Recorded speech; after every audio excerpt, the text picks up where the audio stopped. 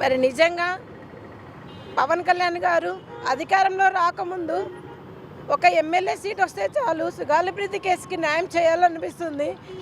మరి నాకు ఒక సీటు కూడా లేదని మీరు బాధపడిన రోజులలో మమ్మల్ని కలిసి మరి మీ కేసుకి న్యాయం చేస్తారని చెప్పారు.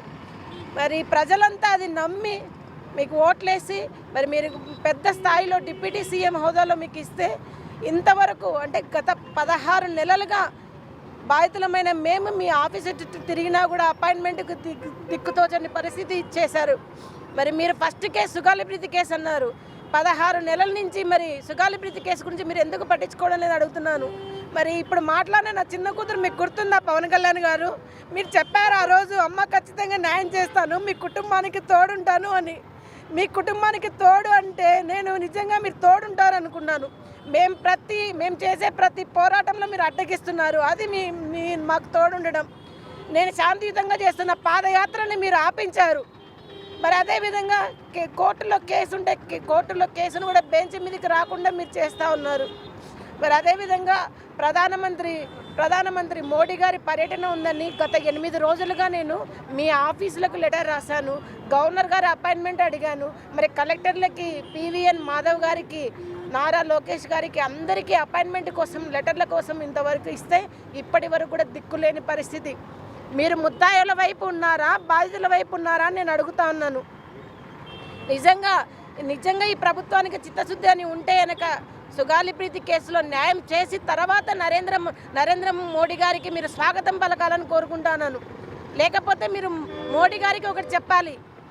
మీరేమో బేటీ బచావో బేటీ పడావో అన్నారు, కానీ మా రాష్ట్రంలో ఆడపిల్లల మాన ప్రాణాలతో ఆడుకుంటున్న మృగాలకు మేము తోడున్నామని ప్రభుత్వాలు చెప్పాలి.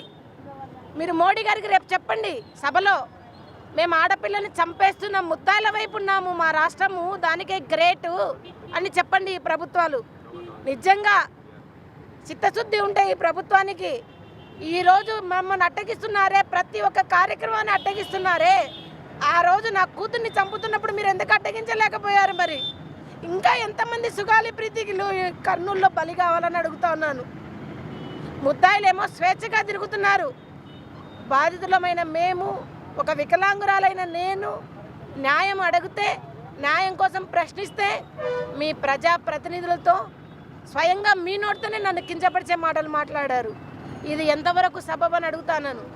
మరి లోకేష్ బాబు గారికి ఒక న్యాయం, మరి సుగాలిప్రీతికి ఒక న్యాయం అడుగుతున్నాం. ఖచ్చితంగా నిజంగా మీరు గన సుగాలిప్రీతి కేసుకి న్యాయం చేయలేని పక్షంలో రాబో రోజుల్లో మా పోరాటాలకు నిజంగా మేము మళ్ళీ స్టార్ట్ చేసి నిజంగా మిమ్మల్ని ఎవరైతే ప్రజలు గద్దెని ఎక్కించారో అదే ప్రజలు మిమ్మల్ని గద్దె దించే విధంగా మా పోరాటాలు చేస్తామని మేము ప్రశ్నిస్తూ ఉన్నాం. ఎందుకు మీకు ముద్దాయిలంటే అంత తీపి అని అడుగుతా ఉన్నాను. ముద్దాయిలను ఎందుకు రక్షిస్తున్నారు?